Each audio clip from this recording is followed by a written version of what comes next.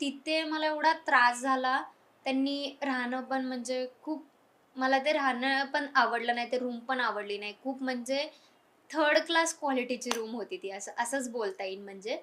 तर हां, तेवढंच आणि म्हणजे खूप लांब गेलते मी. 1 डेचं शूट होतं. तर मग लगेच एक शूट झालं, की म्हणजे एक झालं, की एक म्हणजे असं थोडी पण रिस्पेक्ट नाही बाई, ती दमली आहे, तिला बसून द्या.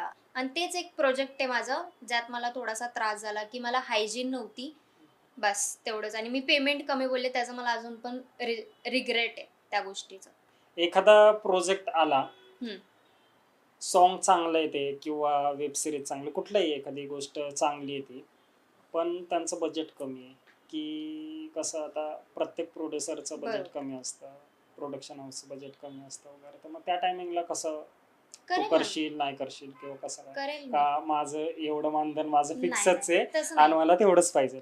माझे फक्त ह्या काही गोष्टी आहेत जसं की सीन काय हग सीन म्हणा हं, किंवा मेल जर खूपच नाही शोभतच नाहीये तर हं. मग काय करणार? खूप जास्त असेल तरच मग मी रिजेक्ट करते. पण पेमेंटच्या बाबतीत मी नाही हे करत.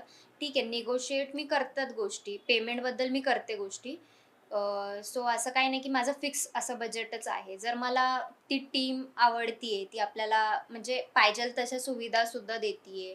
तर गाणं पण चांगलं आहे. गाणं जर चांगलं असेल तर मी माझा होच असतो. मला आवडतात त्या गोष्टी म्हणून बास.